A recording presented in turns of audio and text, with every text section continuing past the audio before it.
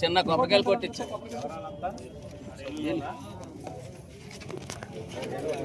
అలాగే అలాగే ఎక్కడైపోతుంది.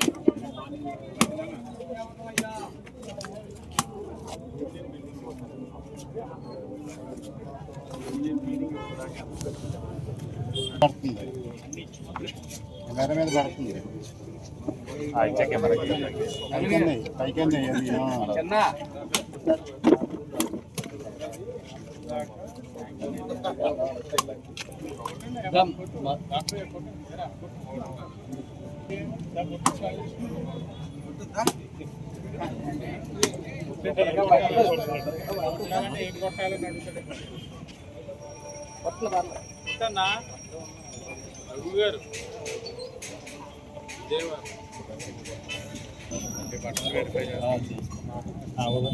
చూసావా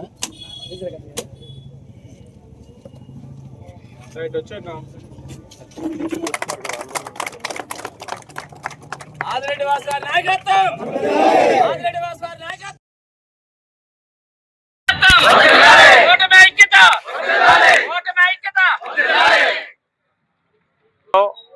29 లక్షలకి ఈ రోజున అభివృద్ధి కార్యక్రమాలకి శంకుస్థాపన చేయడం జరిగింది. నేను మొదటి నుంచి చెప్పేవాడిని, క్వారీ ప్రాంతం అన్నది బలహీన వర్గాలు నివసించే ప్రాంతం. ఆ ప్రాంతంలోని అన్ని విధాలుగా కూడా అభివృద్ధి చేయాల్సిన బాధ్యత ప్రభుత్వాల పైన ఉంటాయి. ఆ ప్రభుత్వాలు బాధ్యతను ఎప్పుడు నిర్వర్తించాయి అని అంటే, అసలు రోడ్ అన్నది, డ్రైన్ అన్నది ఏ అవసరం కూడా లేదని ప్రజలు చెప్పగలిగిన రోజున ప్రభుత్వాలు బాగా పనిచేసే అన్నది నా తాలూకు ఆలోచన. ఆ ఆలోచనతోటి కూటమి అధికారంలో వచ్చిన తర్వాత ఈ వార్డులో 1,35,00,000 అభివృద్ధి కార్యక్రమాలు పూర్తి చేసుకున్నాం. 16 లక్షల పనులు అవుతా ఉన్నాయి.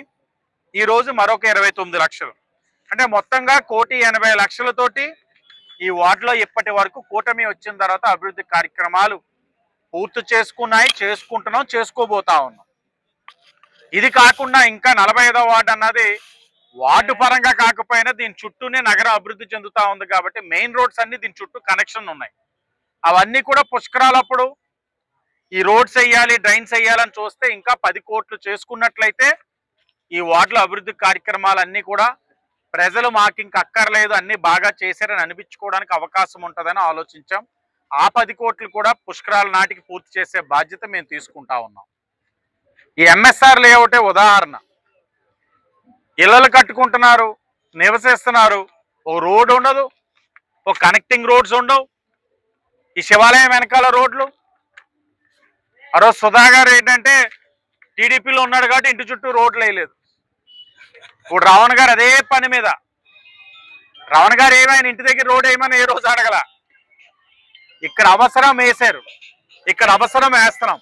రేపు ఎక్కడ అవసరమైనా కూటమి ప్రభుత్వం అన్ని అభివృద్ధి కార్యక్రమాలు కూడా చేస్తుందని హామీ ఇస్తూ లైట్లు కూడా మీ భద్రత మా బాధ్యత ద్వారా ఎక్కడికక్కడ మహిళలతో మీటింగులు పెడతా ఉంటే దేనికి మీటింగ్లో అనుకున్నారు. మీ భద్రత మా బాధ్యత నుంచి వచ్చిన మీటింగుల ద్వారా అల్లరి మూకలు ఎవరున్నారో గుర్తించాం, రౌడీ షీట్లు ఓపెన్ చేసాం, అరెస్టులు చేసాం, లోపల పంపించాం. ఇంకా ఆ తోక జాడింపు తగ్గపోతే పీడీ యాక్ట్లు కూడా పెడుతున్నాం. మీ భద్రత మా బాధ్యత ద్వారా ఏ నగరంలోనే ఎక్కడ లైట్లు లేవన్నది గుర్తించాం. సుమారు 70 లక్షలతోటి టెండర్లు పిలిచి ఈ రోజు లైట్లు ఎక్కడ లేవు అన్ని కూడా లైట్లు వేయిస్తున్నాం. నగరంలో అన్ని కాంతులతో నింపుతా ఉన్నాం. వైసీపీ వారు చీకటిమయం చేశారు నగరాన్ని, కూటమి ప్రభుత్వం కాంతులతో నింపుతా ఉంది. అవసరమైన అన్ని చేస్తున్నాం, ఇంకా ఉన్నాయి చేయాల్సినవి. అవన్నీ కూడా పుష్కరాల లోపు పూర్తి చేస్తామని సంపూర్ణమైన విశ్వాసంతో శాసనసభ్యుడిగా ఉన్నానని తెలియజేస్తూ అందరికీ ఆధార్ కార్డులు ఉన్నాయి అందరూ.